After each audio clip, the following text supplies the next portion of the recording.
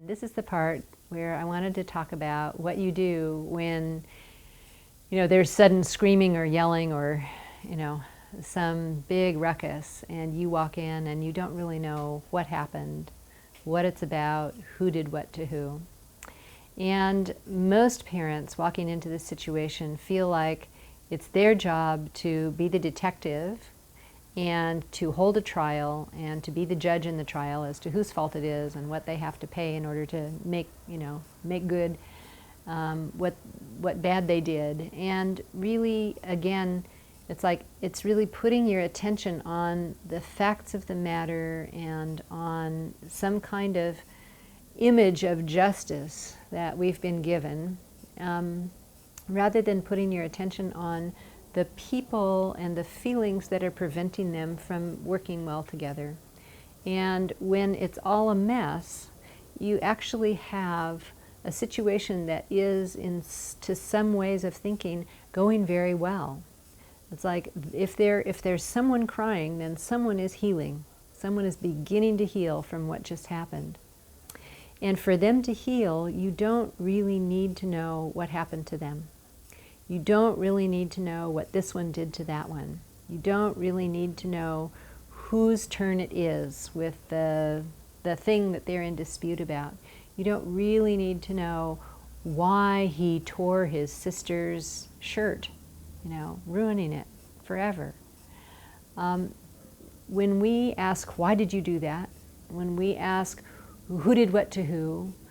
When you put yourself in the position of the detective or the lawyer or the investigator or the trial judge, you're putting your attention on an abstract idea of justice, and who your children are and how they feel get lost. What is much, much more useful is to go in and ask none of those questions, but to go in and try to make sure that things are safe, first of all, so that no further harm can be done. That's really your first job, is to be safety manager. So if one child is kicking another in rage, you move that child away from the one they're kicking so that they can still kick, but it's not going to hurt anybody. If you've got a child who's throwing stuff around the room, and if it's Kleenex they're throwing around the room, you let that happen and pay attention. But if it's toys that are breaking and liable to hurt somebody, then you move in and you stop the child who's got an aggressive action going. You put your arm around them, pull them into your lap, or you put your hands lightly around their wrists so they can't throw anything. You find a way to stop the irrational behavior. And then you just pay attention. You don't need to know why it started. You don't need to know who did what to who. You don't need the whole story. Your children will really try hard to tell you the story, but they will also be crying. And the crying is very important. You want to keep that going as long as you can. So, as I said in one of the earlier segments, it's really good to show interest in what happened, but you don't need to know all the details. If they're crying so hard they can't tell you, let that be. The story will come out sooner or later. The crying is the healing factor here, along with your attention pouring into both children. So I think the thing you want to say is, I'm so sorry I didn't get here sooner. I didn't know you guys were going to be getting in trouble like this. Or I didn't know you were short of patience with one another. Or I didn't realize that, things were getting tight between you. I'm so sorry. I should have been here sooner. So you take the fall. You take the responsibility for not having understood what they needed in order to function well. But you don't lose sleep over it. It's like you learned something from this. Oh, I can't leave these two alone for more than 15 minutes in a room because they lose their sense of connection and can't remember that they love one another. And then behavior breaks out that just doesn't work. So you basically take responsibility for making sure that there's a connection, enough of a connection feed often enough that children stay reasonably functional. And when you miscalculated, then you go in and you say, I'm so sorry I wasn't here when you needed me. I'm really sorry. I want you guys to have a really good time with each other. And you might not even have time to say all of that because they're crying really loud, and what you say is not necessarily that important. It's your listening that has the healing action. So you listen to whoever can cry, And you let whoever can't cry because they feel badly about what they just did, you let that person go for a little while.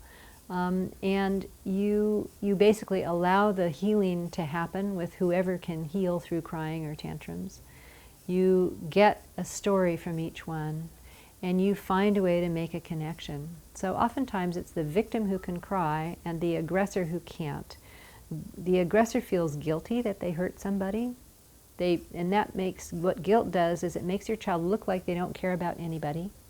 It makes them look like they especially don't care about the one that they hurt. It makes them look like they have no feelings of compassion or caring whatsoever. It makes them very, very distant. Don't take this as as the truth about the child who was just the aggressor. The child who's the aggressor feels terrible inside, that there was no one there to keep things safe. They feel terrible that this behavior leapt out of them and made trouble for their brother or their sister.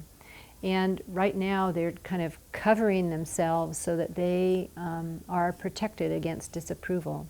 So they remove themselves so that your disapproval won't hurt too badly.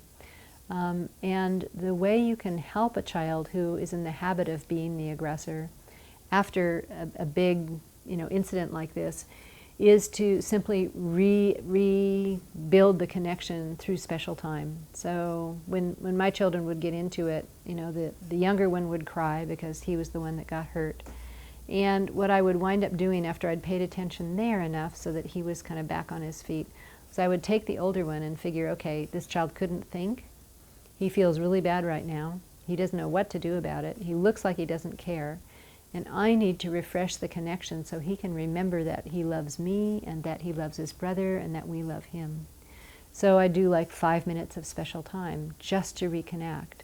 And what you'll see happen is that the child who was the aggressor, if you reconnect, which is not rewarding bad behavior, it's really trying to restore a child's ability to think for at least a little while.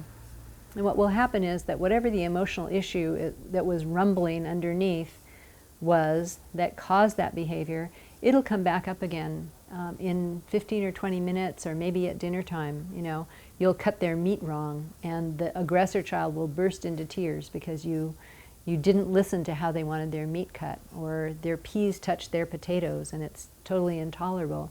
They'll find some small pretext and burst into tears and be very hurt and feel very much the victim themselves of something that you did wrong, because it's much easier to pin the feelings they have on your wrongdoing than it is to say, I feel so awful about what I did to my little sister this morning. It was really, really bad. I wish I hadn't done it. I don't know why I did. Never ask a child why they did something hurtful or harmful, because there is no way that they can answer you honestly. They have no idea why they did it. It leapt out of them. They couldn't think, and all of a sudden, this is what they were doing. What you can do is notice the conditions under which that behavior leaps out, and really try to shield them from being in those conditions for very long without you there to be the safety manager, to keep things safe and keep things workable. So, what you can do is a bunch of prevention. And in repair, you listen to the ones who can cry and you rebuild a connection with the ones who can't. So I'll tell you an interesting anecdote. When I first noticed how bad my children felt when I got angry because they were fighting, when one day, I don't remember what the fight was about, but I think they were about 7 and 5 or maybe 6 and 8.